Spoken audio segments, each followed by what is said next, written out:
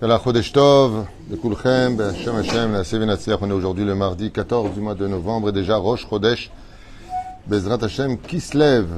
Alors on a 4 shiurim aujourd'hui. J'espère que j'arriverai à les faire avant d'aller faire ma choupa à Natania. Thème, explication sur l'âme d'une personne avant qu'elle ne descende sur terre. Donc c'est un cours à thème. Bezrat Hashem, je suis racheté pour l'anniversaire de Abigail Sarah Yehudit Yankelevitch. Ah, ça c'est pas tunisien. Avec un grand mazel tov, réussite, santé, joie, bonheur jusqu'à 120 ans. Une grande réussite et que Akadosh Baruch Hu lui donne que de bonnes nouvelles. Aussi pour son neveu qui a vu des horreurs à Ofakim le 7 octobre, qui était sur place. Donc, et fois Shlema pour tout le peuple d'Israël, élévation de l'âme de tous les disparus, protection de nos soldats, des otages qui reviennent vite. Et l'avenue du Melech HaMashiach Tzidkenu B'mehera B'yameinu, Amen, Ve Amen. Faudra Rabba d'avoir acheté d'abord ce shiur et Yaretson qu'on souhaite un bon anniversaire donc à Abigail Sarah Yehudit Yankelevitch, Bezrat Hashem, 120 ans de bonheur, de joie sur tous ses chemins, et à la fin, avec la clé de la Géoula. Le sujet qu'elle demande est un sujet que nos sages ont déjà développé dans plusieurs livres, essentiellement le Zohar HaKadosh, aussi la Gemara. Il y a plusieurs endroits où on retrouve cette situation de l'âme qui descend. Alors on commence tout de suite le premier shiur de la journée. Je vais vous saouler, il y a 4 shiurim, hein. Je peux rien. C'est acheté, il faut que je les fasse. C'est le tonnerre, ça? Ok, Baruch Hashem. La pluie tombe. Baruch Ata Adonai Eloheinu melech haolam, shekocho v'orato malé olam. Oufren, comme il y a eu le tonnerre pour les gens qui écoutent, parce que comme j'ai parlé, j'ai fait un F-sec, il y a encore eu le tonnerre, alors je me suis permis de faire la bracha. Ok. D'abord, avant de parler des âmes qui descendent du monde d'en haut vers le monde d'en bas, c'est très intéressant. D'abord, c'est quoi une âme? Mamash, mazé. Parce que quand on parle dans le judaïsme, on ne peut pas dire âme, et pourtant c'est ce qu'on dit dans la Torah. Il y a nefesh, ruach, neshama, nachon, chaya. Yechida, c'est que pour le Kohen Gadol, le jour de Kippour. Et de façon générale, chaque juif peut obtenir le niveau de nefesh, ruach, neshama et chaya. Chaya, en général, s'obtient uniquement le jour du Shabbat Kodesh. Le neshama ne s'obtient que quand tu montes en Eretz Israël uniquement, pas en Chutz Laaretz. C'est pour ça qu'on ne peut pas être prophète en dehors de la terre d'Israël, car la prophétie appartient au Darga de Neshama. Par contre, en Galout, en diaspora, on peut avoir le niveau de Ruach HaKodesh, donc c'est dépendant de quel niveau d'âme. Ruach, bah oui, hein, c'est dans le mot lui-même. C'est pour ça qu'on appelle ça Ruach HaKodesh, qui est un semblant de prophétie, mais ce n'est pas de la prophétie à proprement dit, parce qu'on ne peut pas être, comme l'explique Yona, en dehors d'Israël. Et si vous me dites, Yecheskel, et Moshe, qu'est-ce que tu en fais? Réponse que la Gemara répond. C'est exceptionnel parce que c'était pour Eretz Israël. Donc comme ils ne pouvaient pas y être, ils se sont projetés pour Israël. Il y a eu ici quelque chose de particulier. Mais c'est l'exception à la règle. Sinon, comme on voit, Yona ne veut pas parler à Dieu, il quitte Israël. Quand tu veux être fâché avec Dieu, tu quittes Israël. Péroucha d'abord, tu ne veux pas rentrer en contact avec lui. Sinon, si tu as quitté Israël, tu te retournes vers Israël pour lui parler. Pour te dire que lui, il n'a pas bougé de place. C'est-à-dire, vous le savez. Mais la reine, qu'est-ce qu'une Neshama? C'est un esprit. C'est un esprit qui pense, c'est un esprit qui ressent. Un jour, quelqu'un m'avait dit, je me rappelle, promets-moi que j'ai une neshama. Je lui ai dit, ok. Scientifiquement, il ne voulait pas d'Emouna, je lui ai dit, ok. Est-ce que la viande pense? Est-ce que les fibres pensent? Est-ce que les veines pensent? Est-ce que la chair, le cœur, est-ce qu'il pense? Tu as déjà vu un cœur? On m'a dit oui. Est-ce que ça pense? Il m'a dit non. Non. Donc, si je comprends bien, tu me demandes de te prouver que tu as une âme. C'est pas compliqué scientifiquement parlant. Si je te coince les doigts dans la porte, est-ce que tu vas avoir mal? Il m'a dit très mal. Je lui ai dit pourquoi? Parce qu'on a sous l'épiderme un système nerveux qui va transmettre à l'hypothalamus. Ouais, il m'explique un petit peu. Pas shoot, quoi. C'est pas compliqué. Les hématomes, voilà, il y a des réactions, ça fait mal. Ok. Et si je te dis quelque chose qui te vexe, est-ce que tu vas avoir mal? Il m'a dit oui. Je lui ai dit pourtant, je t'ai pas touché. Qu'est-ce qui va te faire mal? Mais je sais pas, j'aurai une pression au niveau du plexus, comme ça m'a répondu. Ben, quand tu vois, par exemple, quelqu'un qui se coince les doigts, t'as une pression, Nachon. Je dis, moi, je te pose la question, qu'est-ce qui, dans le corps humain, s'il y a un cerveau qui est fait de toutes sortes de molécules, si tu as un cœur qui est fait d'un muscle, tu as déjà vu un cœur, c'est un muscle. Donc, qu'est-ce qui, dans tes membres et qu'est-ce qui, dans ton corps, quand tu le dissèques, qu'est-ce qui, là-bas, fait mal? Il dit, le sentiment. Le sentiment, il est où?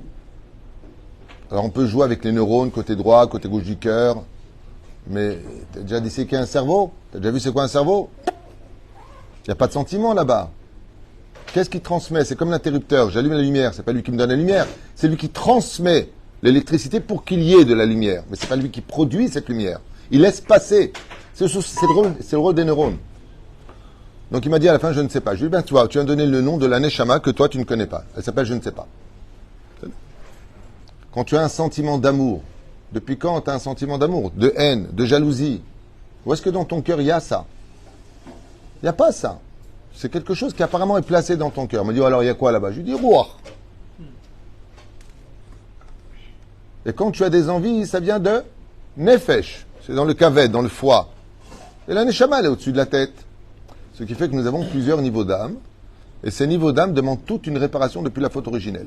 Ce qui fait que quand on descend dans ce monde, il peut y avoir des nefashot qui descendent, des ruchot qui descendent, des neshamot qui descendent, et même plus que cela encore, des étincelles de neshamot qui descendent. Ça veut dire qu'on peut prendre une seule neshama, qui est une flamme, de façon à comparer, pour lequel on peut voir des étincelles qui sortent de cette flamme pour se retrouver dans des corps différents. Alors, on va revenir maintenant un petit peu en arrière. La neshama, dans le Talmud, dans le Balatanya, dans beaucoup de livres, c'est Chelek, Eloka Mimaal. C'est-à-dire que, au niveau du Pshat, on pourrait dire que la Neshama est une partie de Dieu. Alors, à quoi ça ressemblerait? C'est un petit peu dur à imaginer parce que c'est pas ça du tout en plus. Donc, ce que je veux dire, c'est un peu l'opposé de, mais c'est tout ce que je peux dire qui pourrait ressembler à une explication pour les humains. C'est comme si que Dieu aurait pris une partie de lui et qu'il a formé l'âme. Voilà ce qu'on pourrait dire. Dieu, il a pris une partie de lui et il a formé l'âme. Le Rav Kook, il explique en disant, c'est l'idée d'Hachem d'avoir créé la vie. C'est-à-dire, qu'est-ce qu'une âme juive? C'est l'idée d'Hachem de créer la vie. Et pourquoi Dafka crée une âme juive? Parce que l'âme juive correspond à l'intensité spirituelle qui peut comprendre toute la Torah. Vous comprenez ce que je suis en train de dire? C'est un peu compliqué parce qu'on est dans des mondes ésotériques, dans un langage qui n'est pas très riche sur Terre. Parce que le niveau des âmes, c'est l'infini. Les paroles sont définies et significatives. Dans les mondes d'en haut, c'est à perte de vue. Comme l'a dit une fois Rabbi Eliezer, le Harizal, Rabbi Shimon Bar Yochai et bien d'autres. Il a fermé une fraction de seconde les yeux et quand il les a ouverts en regardant les mondes d'en haut, il a dit que si tous les roseaux, les arbres, les plantes étaient des roseaux et que tous les océans de la Terre seraient de l'encre, ça ne me suffirait pas pour écrire ce que je viens de voir en une seule seconde dans les mondes supérieurs. Donc, si on fait l'image de quoi il parle, ça voudrait dire qu'on pourrait écrire une infinie de livres sur une seule seconde dans les mondes supérieurs. C'est-à-dire, donc, quand on parle de monde supérieur, on est complètement plongé ici dans l'ignorance. On ne peut prendre que des bribes de ce qui se passe dans les mondes d'en haut.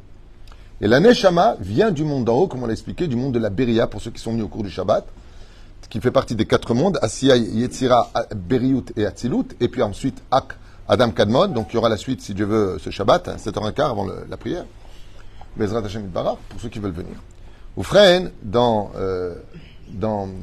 la création de l'âme, cette âme-là, elle a quelque chose de particulier, c'est qu'elle appartient à un monde de pureté absolue. Alors, je vous explique, c'est très important de le comprendre, ce qui n'est pas le cas des autres âmes. La différence, c'est que la Neshama, ce qu'on appelle Sitrat Degdusha, elle vient du côté de la Kedusha. Et c'est parce qu'elle vient du côté de la Kedusha qu'on comprend pourquoi on nous dit que c'est une partie de Dieu, car Dieu est Kadosh, Kadosh, Kadosh, Kadosh. C'est-à-dire, c'est dans ce sens que c'est dit. Et donc, Akadosh Hu, il a créé cette Neshama. On va essayer d'avancer parce que je pourrais rester des heures sur le sujet et c'est pas le but. Le but, c'est de savoir comment elle descend. Ken? Vadaï. Vadaï. Pourquoi? Non. C'est pour ça qu'à la fin des temps, Dieu viendra purifier l'atmosphère. C'est pour cela que nos chachamim, attention quand tu bouges. C'est pour ça que nos chachamim nous mettent en garde en nous disant que chaque faute que nous faisons pollue l'atmosphère. Et donc, quand notre neshama respire, elle ne respire pas la Torah. C'est-à-dire, moi, j'avais fait plusieurs Shabbats à Bnei Brak, par exemple, où là-bas, ça respire la Torah, même si on peut trouver des petits défauts à droite, à gauche, mais majoritairement, ça étudie la Torah. Tu n'as pas besoin de faire beaucoup d'efforts pour faire tchouva. Ça veut dire que tu respires la Torah. C'est-à-dire, mais quand tu vas dans des endroits où il n'y a pas de Torah, eh bien, tu peux facilement tomber parce que tu respires, tu inclus en toi et ta neshama s'en nourrit. C'est-à-dire, parce que surtout, au niveau de l'odorat, il faut savoir que la nourriture de l'âme, ce sont 2 choses essentielles. L'âme se nourrit de 2 choses sur Terre. Les champs et les odeurs. Alors les chants, c'est la neshama, parce que quand on entend une musique qui nous parle, on pleure. La neshama est très sensible aux notes, à la musique, et notre ruach est très sensible à l'odorat. C'est des sujets qui, encore une fois, j'ai pas envie de m'éparpiller, mais ce serait très intéressant, ceci étant, mais je préfère me concentrer sur le thème qui m'a été demandé. Et la reine, cette neshama, une fois qu'elle est créée, ben, il y a un gros problème. C'est que quand elle est créée, même si aujourd'hui il n'y a plus de nouvelles neshamot, quand elle est créée, elle kiffe. Mais elle kiffe pas comme vous pourriez l'imaginer. Rien dans ce monde ne peut être imaginable de la sensation de bonheur que vit cette neshama. Pourquoi? Réponse simple. Première explication. Parce qu'elle ressent Dieu complètement. Et quand tu ressens Dieu, tu es le plus heureux du monde. Rien sur terre ne peut t'intéresser. Quand vraiment tu ressens Dieu, pas tu mytho. Vraiment, tu as l'impression qu'à Kajou Mamash, il est là. Ni voiture, ni bonheur, ni femme. Rien dans ce monde, même pas enfant, ne peut t'apporter cette sensation de bonheur absolu qui se trouve de façon imagée, une lumière intense, de ressentir le Créateur du monde. Et le problème qu'il y a, ce qu'on appelle Nimtset Be'echale Hashem. Elle se trouve dans, on pourrait dire, le parvis dans lequel Dieu, on pourrait le ressentir. Parce que Dieu ne se trouve pas quelque part. Car s'il se trouve, ça veut dire que l'environnement comprend Dieu. Dieu est tout, Dieu est partout, mais Dieu comprend tout. Ce qui fait que cette Neshama-là, elle est dans un monde de lumière. Alors Zohar HaKadosh nous dit avec une couronne sur la tête, elle entend des chants, des couleurs que personne ne connaît. Elle est dans un monde qui est indéfinissable pour nous. Pour lequel, ceci étant, nous avons des livres qui nous disent que si une personne, écoutez bien ce que je veux dire, c'est dur à entendre, hein, si une personne devait vivre 120 ans des pires malheurs sur Terre, pires malheurs, maladie, tout ce que tu veux, perdre toute sa famille, ouais, pour vivre cela, ce ne serait pas considéré comme étant une épreuve ou une punition. J'ai un ami qui l'a vécu, mort clinique, qui est vraiment parti à une personne qui était très loin de la Torah. Il était avec une non-juive, il mangeait pas cachère, il faisait rien du tout de la Torah. Il a eu un accident de voiture et il raconte qu'il est sorti de son corps et ainsi de suite. Et il est rentré là-bas. Il a vu ça. Ce que je viens de vous dire, lui, il a vécu. Il n'y a pas tellement longtemps. Et il a vécu, quand il est revenu dans son corps après plusieurs opérations, des épreuves que je ne souhaite à personne et toujours le sourire sur les lèvres. Et je lui ai posé un jour la question, il s'appelle Moshe. Et je lui ai posé la question, je lui ai dit, Moshe, je peux savoir, c'est un Israélien, comment se fait-il que, avec tous les malheurs que tu as, les maladies, la pauvreté, tu es tout le temps souriant, on dirait que tu viens de gagner un loto. Il m'a dit, mais moi, je vis tout le temps la lumière dans laquelle j'étais, je m'en fous de tout ça. Je ne le vis pas. Pour moi, il n'y a aucune douleur. Ce qu'il faut, c'est être sadique et mériter de retourner là-bas. Il me dit, chaque fois que je vis quelque chose de très dur, où j'ai très mal,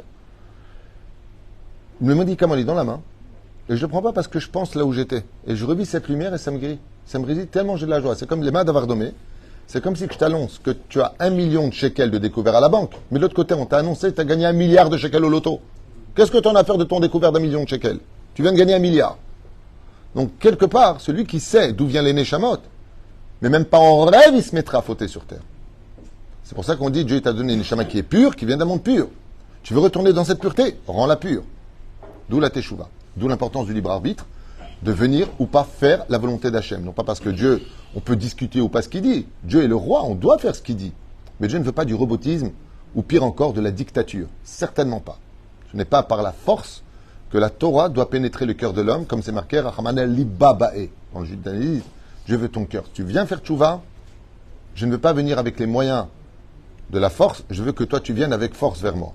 C'est-à-dire comme un père qui va dire à son fils, si tu viens pas, je te donnerai pas le bonbon. Alors il vient, mais c'est pas très glorieux pour le père. Il vient pour le bonbon. Mais par contre, quand c'est comme ici des fois quand je suis assis et que les enfants ils viennent embrasser la main. C'est gentil. Alors je propose une sucette. Non, j'en veux pas. C'est plus touchant que de prendre la sucette. Parce que souvent, il y en a aussi qui viennent, qui disent pas bonjour, ils attendent comme ça, ils te regardent droit dans les yeux. Et après, c'est mignon. Mais le but, c'est vraiment de comprendre que cette Neshama-là doit retourner dans sa source. Ce qui fait que, quand un couple s'unit, je n'ai même pas commencé le cours. Alors, quand un couple s'unit, eh bien, par rapport à l'état d'âme du couple, la pensée, la parole et la façon dont les choses vont se réaliser, S'il revient et qu'il a vu des films et après il va avec sa femme, il peut être certain que les pensées sont empreintes du film.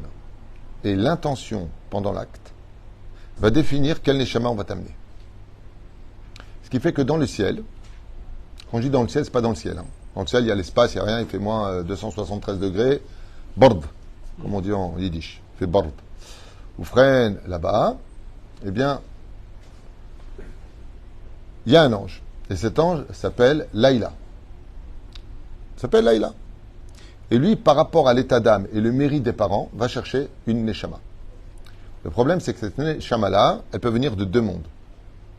Si elle a besoin de compléter, elle viendra du Gan Eden, ce qui fait que vous aurez un enfant qui, de par lui-même, même s'il n'y a pas trop d'éducation dans le monde de la Torah, viendra à la Torah parce qu'il est venu réparer quelque chose et ramasser quelque chose en plus. Et si les parents ne sont pas méritants, ça veut dire qu'ils méritent d'avoir un tikkun parce qu'ils ont fait souffrir la shrina et autres, il vient chercher une neshama du Gehinam. Il y a aussi des neshamas qui se trouvent dans l'enfer. Et il vient récupérer cette neshama. Ce qui fait que cette neshama, elle vient un petit peu déjà révoltée.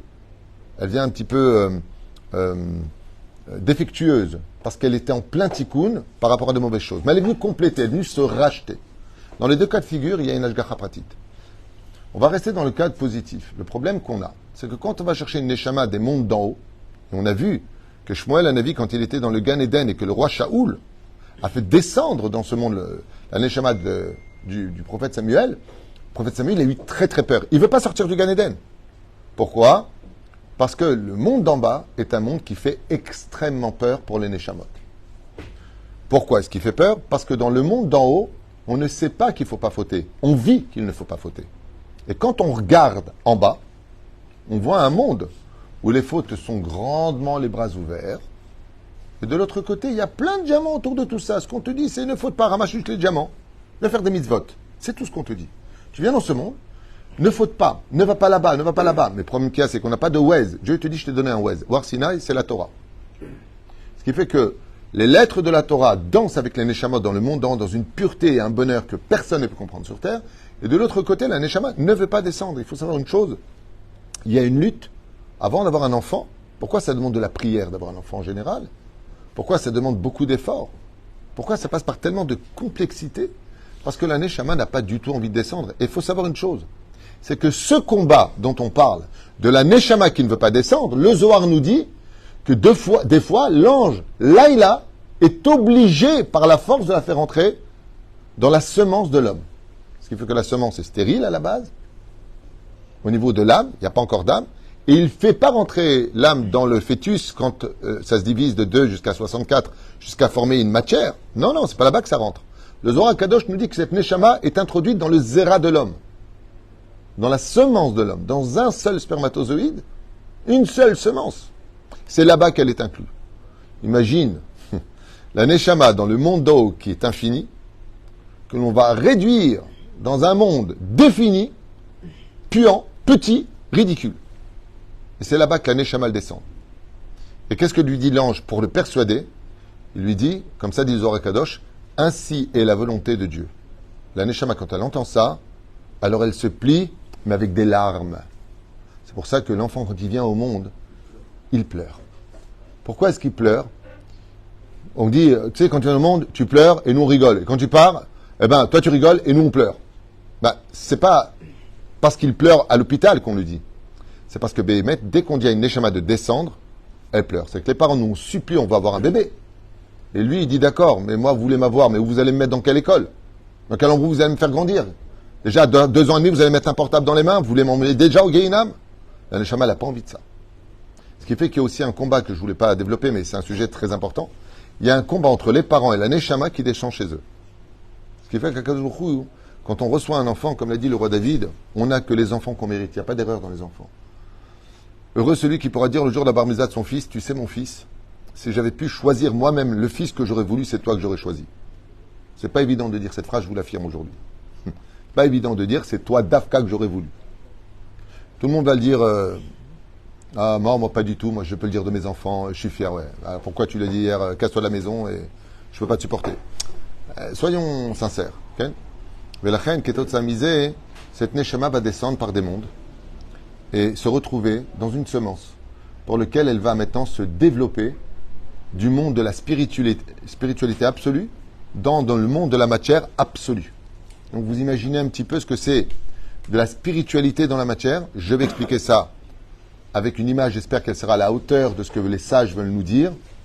Imaginez que je prenne une puissante lumière, extrêmement puissante, et que je la mette dans un étui extrêmement opaque. La Neshama est très malheureuse. Ce qui fait que la nature de la Neshama, c'est de rechercher le bonheur qu'elle a. C'est pour ça qu'on est toujours à la poursuite du bonheur de façon instinctive. On veut les meilleurs hôtels, on veut bien manger, on veut un bon lit. Pourquoi? Parce que la Neshama vient d'un monde du bonheur. Donc on a instinctivement cette recherche du shalom, de la paix intérieure. Et de l'autre côté, on est constamment en guerre. Pourquoi? Parce qu'il y a une espèce de divorce intérieur où cette lumière qu'est notre Neshama en veut à notre corps de l'assombrir et de ne pas lui donner son vrai potentiel. Ce qui fait que le corps est automatiquement en guerre contre l'âme, l'âme contre le corps, et le but de la Torah, c'est de faire le mariage entre les deux. C'est-à-dire d'inclure la spiritualité dans la matérialité, d'où les tefilines qui sont faits de matière, et on les embrasse. La mezouza, qui est faite de peau de vache, et on l'embrasse. Notre vie, Shabbat, avec la nourriture, ce qui fait que le corps a sa partie, et la neshama a sa partie. Maintenant, en ce qui concerne la descente, alors j'avais lu dans un livre que depuis, vous savez qu'il y a des mishmarot aussi dans le monde d'en haut. C'est-à-dire, comme quand il y a les élections, le ministre de telle et telle chose, il chance un autre ministre. J'avais lu que celui qui est responsable depuis le départ du Baal Shem Tov dans le monde des Neshamot, c'est le Baal Shem Tov aujourd'hui. Alors avant ça, c'était peut-être un ange. Je ne sais pas qui y avait avant. J'ai cherché un petit peu dans le livre, j'ai pas trouvé. Donc si quelqu'un sait, tant mieux. Moi, je ne sais pas. Et depuis que le Baal Shem Tov est parti, c'est lui qui est le responsable des Neshamot, les Galgel, qui doivent redescendre dans ce monde, dans le monde d'en bas. Et pourquoi? Parce qu'il faut beaucoup de chassidout, de chesed, pour emmener un enfant dans une Neshama afin qu'il se compose. L'une des raisons pour laquelle j'avais compris que c'était Baal Shem Tov qui était le responsable de la descente des Neshama dans le monde d'en bas, selon ce que j'ai lu, encore une fois, c'est parce que le Baal Shem Tov a tout fait pour faire venir le Mashiach avec Or HaChaim Kadosh, Rabbi Chaim Ben Attar, et que les Neshamot qu'il veut placer, c'est comme un échiquier, de telle façon à ce que la génération du Mashiach soit prête à le recevoir. Il y a plusieurs explications comme ça qui gèrent. Ensuite, il y a ce qu'on appelle la Ishtal Shelut. Alors, je vais expliquer clairement les choses. La Ishtal Shelut, c'est-à-dire, comment est-ce que les choses vont se faire? C'est pas compliqué. Il y a 12 couloirs. Plus exactement 13. Il y a 13 couloirs dans lesquels les Neshamot descendent du monde d'en haut vers le monde d'en bas. D'après vous, c'est quoi ces couloirs? C'est les 13 tribus d'Hachem, non? Non. Non.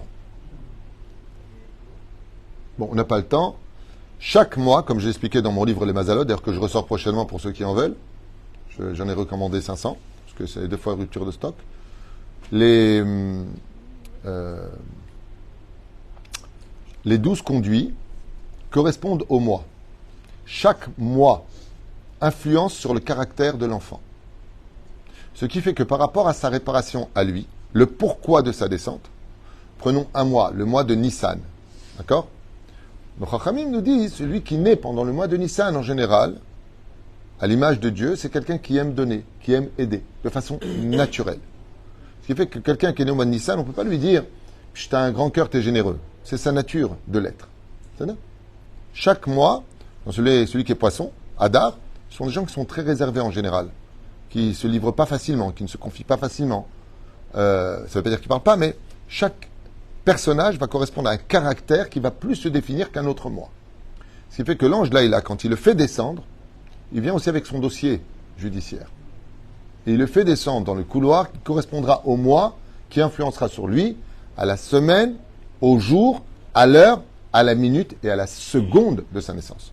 Où chacun de ces temps-là va jouer un rôle prépondérant dans l'accomplissement de son mazal. C'est pour ça qu'il est impératif de ne pas provoquer des accouchements hors de leur temps si on n'a pas de raison valable. Comme par exemple, ça fait 12 mois qu'il est devant le ventre de sa mère. À un moment, il faut peut-être qu'il sorte. Mais si par exemple je pars en vacances, je préfère accoucher avant, je vais programmer parce que je pars en vacances, ça c'est pas bon, parce que tu vas falsifier le domaine du mazal. Mais si les médecins ils te disent, écoutez, on va programmer votre césarienne par exemple pour telle et telle date, parce qu'il est à terme, vous avez céder. Vous comprenez? Et c'est pareil pour les mariages. Je vais raconter l'histoire du Rav Shach. de ce Khatan qui n'arrivait pas à casser le verre une fois, 2 fois, 3 fois. Il a pensé que c'était un signe. Il lui a dit non, c'est un canard. C'est un signe. Dieu ne veut pas que je le casse. Ça veut dire que Dieu peut-être qu'il ne veut pas que je me marie. Il lui a dit maintenant tu vas le casser. Il a cassé la 4e fois. Tu sais que ça fait parler. Et les parents étaient un peu tristes d'avoir vu ça. Ils ont regardé Rav Shach. Rav Shach lui a dit non, vous n'avez pas compris. Vous n'avez pas compris. La cérémonie du mariage se finit avec la brisure de ce verre.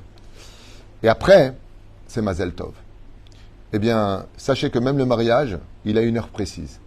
Et si 3 fois elle n'a pas réussi à le casser, il n'avait pas fini. Il fallait attendre cette seconde-là précise pour que leur mazal démarre. Toute chose a un temps, et chaque temps pour une chose. Mais la reine, cette Neshama-là va descendre dans des couloirs qui correspondent à son mazal, dans une ishtal chez nous, dans le monde des sphirotes. Alors aussi, je m'explique. C'est pour ça que c'est très compliqué. Il y a 10 sphirotes, Keter, Chochma, Bina. Il y a une sphira, Elémet, qu'on appelle Da'at. Ensuite, on plonge dans le monde d'en bas, les réparations que nous avons. C'est pour ça que toute notre Torah correspond toujours au chiffre 7. Shabbat, le 7e jour. Sheva Brachot, c'est le jour de deuil. C'est-à-dire, on ne va pas rentrer dans les détails. Chesed, Givura, Tiferet, Od, Netzach, Yesod et Malchut. Ce sont les sphirot Tartonot, Ve Elionot. C'est-à-dire en haut et en bas. Chaque Neshama vient réparer une des parties de cette sphira. Ce qui fait qu'il y en a qui vont appartenir à Gvura, donc ils sont faits plus de feu, beaucoup plus nerveux sur terre. Il y en a qui vont venir de Chesed, il y en a qui vont venir d'un équilibre de Tiferet, il y en a qui seront tout le temps dans le côté artistique, c'est Hod, la beauté, la splendeur. Il y en a qui viennent de Netzach, il y en a qui viennent de Yesod, il y en a qui viennent de Malchut. Ce qui fait que dans le monde dans lequel nous nous trouvons, on passe aussi par des conduits spirituels au niveau des sphirotes sur lequel le monde tient. Et quand cette Neshama se produit ici, nous, on est un peu aveuglés. Ok, c'est bien beau tout ça, j'ai entendu, super sympathique, oh, super. Nous, comment moi je peux savoir, comment je peux aider cette Neshama? Réponse, fais ce que te demande la Torah, car la Torah répare toutes les sphirotes et tout le monde. Tout ce que je viens de dire est inclus dans la Torah. Ce qui fait que quand votre enfant va commencer à étudier la Torah, le mot Torah veut dire montrer du doigt, le chemin à suivre. Ensuite, qu'est-ce qu'on a? On va réparer déjà le plus haut degré, qui est la Neshama. La Neshama. La Neshama, c'est du mot Mishnah. Apprends-lui la Torah orale, les Mishnayot. Ensuite, la Gemara, les Halachot. Altikre Alichot et la Halachot. Ne lis pas je lis des Halachot, et là je marche. Altikre Alichot. Ne lis pas je marche, pardon. Lis Halachot. La meilleure façon de marcher sur terre, c'est de se confier. Si tu respectes tous ces principes de la Torah, alors automatiquement tu auras fait ce qu'il faut pour le degré des Neshamot, et peu importe ni d'où elles viennent, ni par où elles sont passées. Nous, notre rôle, ce n'est pas de chercher d'où vient cette Neshama, de quel Gilgul elle vient, de quel couloir elle correspond, est-ce qu'elle vient du Gan Eden ou du Gehinam. Ce sont des pertes de temps au niveau du judaïsme. Nous, ce qui compte, c'est dans quelle projection on l'amène. C'est pour ça que la lettre de Bereshit commence par la lettre Bet d'Zohar Kadosh dans le Tikkun HaZohar. En haut, c'est fermé, derrière, c'est fermé, en bas, c'est fermé. Qu'est-ce qui est ouvert? Devant. Alzen Emar. Renvoie la mer et prends les oisillons. C'est quoi la mer? C'est la source. Rentre pas dans les Gilgulim et de qui tu es la Neshama. Rentre pas là-dedans. C'est intéressant. On peut en parler. De qui on est et pourquoi on est. Et on comprendra pourquoi nos souffrances. Pourquoi est-ce que lui, il a plus de chance que moi? Pourquoi est-ce que lui, il s'est marié avant moi? Pourquoi est-ce que lui, il a 6 enfants et j'en ai encore pas? Pourquoi? Tout ça correspond à des tikkunim. Ce qui fait que si vraiment tu as confiance en Hachem, de ton côté à toi, fais Torah Mizot Masim Tovim, parce que le seul grand perdant de celui qui continuera à vivre dans son obscurité, il aura tout simplement tué son âme. Son âme, ça veut dire quoi, tuer son âme? Qu'est-ce qui tue le plus une âme? Si on revient en arrière, qu'est-ce qu'elle fait l'âme? Elle est extrêmement heureuse là-haut. Bonne réponse. C'est pour ça que la tristesse est considérée comme un crime dans le judaïsme. Il n'y a pas de désespoir. Pourquoi? Parce que la tristesse, c'est quand j'éteins mon âme. Ne laisse jamais qui que ce soit éteindre ton âme. Aucun pogrom éteindre ton âme. Aucune douleur éteindre ton âme. Ne laisse pas tes nerfs l'emporter sur ton âme. Parce qu'en réalité, ton âme aime l'harmonie, la musique, l'amour, le shalom. L'âme est pure. Et c'est ça qu'on doit offrir. Et cet élément de joie se trouve dans la Torah et les Mizot Masim Tovim. On peut le trouver dans l'euphorie de l'impureté, avec des danses qui veulent dire n'importe quoi, faire n'importe quoi, et se donner l'impression d'être heureux. Alors qu'en réalité, on vit une mythomanie du bonheur. On s'invente des bonheurs. On rigole pour rien, on plaisante pour rien, on se moque des gens. Est-ce que c'est vraiment intelligent? C'est superficiel. C'est pas simplement superficiel, c'est une écorce. C'est quoi ça? On m'appelle l'histoire de l'ongle. Tous ces souvenirs-là ressemblent à un ongle. Quand on jette un ongle dans les toilettes, je ne connais pas une seule personne qui se rappelle de quel ongle il a jeté, quel doigt et où est-ce qu'ils sont partis. Ainsi donc sont la vie. Et la reine Bezrat Hashem, cette Neshama qui est nous-mêmes, parce que le corps ce n'est qu'une enveloppe, c'est nous-mêmes. Celui qui vous parle en ce moment, c'est ma Neshama qui vous parle à travers un corps qui permet d'entendre ce son. C'est comme un micro. Ma langue, c'est comme un micro. Je me permets de pouvoir vous parler et vous pouvez vous entendre parce que vous avez ici les moyens physiques de recevoir et moi de pouvoir transmettre dans ce shiur particulièrement. Mais c'est comme ça dans toutes les discussions, ce qu'on fait. Mais qui est-il lui-même? C'est nous-mêmes. C'est-à-dire que les gens qui décèdent, très souvent disent, je ne comprends pas. Je suis en haut et je suis en bas là. Pourquoi mon corps il est là-bas et moi je suis là? Et moi je suis là. Parce que le corps, c'est qu'une enveloppe. Toi, tu es la Neshama. Quand je dis la Neshama, c'est l'âme. Ça peut être une âme sensitive, une âme de vent, le roi ou la Neshama. Ken? Si on ne sait pas qui on est téléguidé quelque part. Alors, comme on ne sait pas qui on est, il y a une providence divine qui t'amènera à ta destinée. Toi, par contre, si, je vais te répondre, pose des questions et tu auras des réponses, Sadiq. Il vient de relever un point très essentiel sur la dimension du mazal. Si Dieu t'a créé ici, c'est pour que tu ailles au point, on va dire, point A, point B. Ça te va? Toi, ce que tu peux faire, si tu fais la Torah et les mitzvot, c'est d'y aller vite. Si tu ne fais pas Torah et mitzvot, au lieu d'aller directement là-bas, tu vas faire des détours et des détours et des détours et des détours. Et c'est dans la vieillesse et la souffrance et la maladie que tu demanderas pardon pour enfin atteindre le but. Ce qui fait qu'Akadosh Baruch Hu, il aura toujours le dernier mot, c'est une paracha qui s'appelle parachat Ekev. Vehaya Ekev Tishmeun. Mazé Vehaya Shon Simcha. Tu veux être heureux, fais ce que je te demande. Hachem nous a donné des conseils. Comme ça dit le Talmud. Etz, c'est bien du mot Etza. J'ai donné la vie, j'ai donné la mort, j'ai créé le bien, j'ai créé le mal. Je te dis, au Bachar Tabachaim, Dieu te laisse le choix. D'accord? On n'est pas dans la dictature, on n'est pas dans tu fais pas, je te coupe la tête, je te coupe le bras, je te coupe le pied. Un d'avoir casé chez nous. Chazve Shalom. C'est pas de la Torah, ça. La Torah, elle te dit, tu veux, tu fais. Tu veux pas, tu fais pas. Elle te laisse ce choix. Pourquoi est-ce qu'elle te laisse ce choix? Ce choix, parce que c'est à toi de décider, à travers la création du monde, de créer ton propre monde. Et si, c'est pour ça d'ailleurs qu'on dit, Allah les bêtes, Olamo. Il est reparti dans son monde, pas le monde de Dieu. En d'autres termes, tout Israël n'a pas au monde futur, mais tu as été tes lumières du monde futur par tes bêtises, tu vas avoir un monde futur pour l'éternité qui est vachement assombri. Chaque fois qu'une personne arrache une fleur le Shabbat, il arrache une fleur de son monde futur. Ce qui fait qu'il aura un désert. Et ainsi de suite. Une sorte d'incohérence, si je peux me permettre. D'un côté, on a versé que le monde d'en haut est inimaginable. De l'autre côté, on le décrit en long et en large. Non, personne ne le décrit. On essaie de donner des avant-goûts. Alors, je répète. Mehen olam haba, mehen. Mazé mehen, c'est un semblant. C'est un semblant. C'est-à-dire que si je demande un semblant du olam haba, donnez-moi. Shabbat, voilà. Qu'est-ce que c'est le Shabbat?